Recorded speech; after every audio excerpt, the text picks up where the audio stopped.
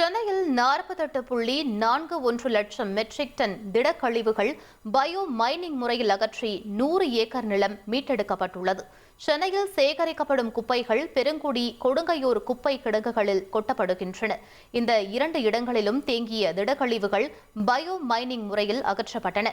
இதுவரை மொத்தம் 48.41 லட்சம் மெட்ரிக் டன் திடக்கழிவுகள் அகற்றப்பட்டுள்ளன. இதன் மூலம் மொத்தம் 100.29 ஏக்கர் நிலம் மீட்டெடுக்கப்பட்டிருப்பதாக தமிழக அரசு தெரிவித்துள்ளது.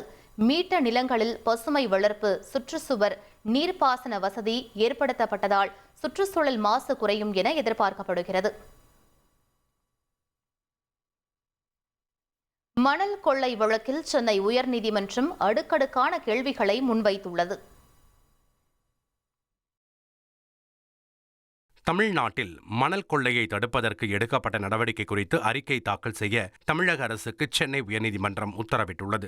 மணல் கொள்ளை தொடர்பான வழக்கை விசாரித்த நீதிமன்றம் விசாரணைக்கு ஆஜரான கனிமவள ஆணையரிடம் அடுக்கடுக்கான கேள்விகளை முன்வைத்தது.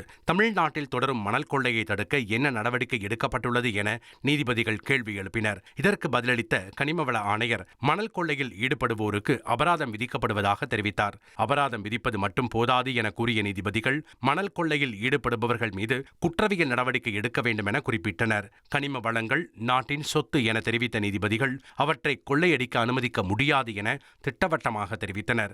மணல் கொள்ளையர்களுடன் இணைந்து அதிகாரிகள் செயல்பட்டால் இதனை தடுக்கவே முடியாது என கூறிய நீதிபதிகள் இந்த விவகாரத்தில் தீவிர நடவடிக்கை எடுக்க வேண்டிய நிலை உள்ளதாகவும் கருத்து தெரிவித்தனர்.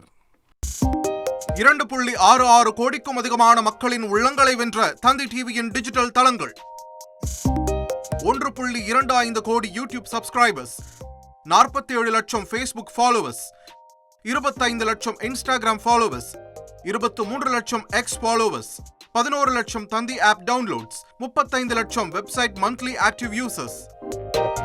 அசுரபலம் கொண்ட எங்கள் டிஜிட்டல் கரங்களில் உங்கள் விளம்பரங்களை சேர்க்க வாட்ஸ்அப் பண்ணுங்க 8939888378.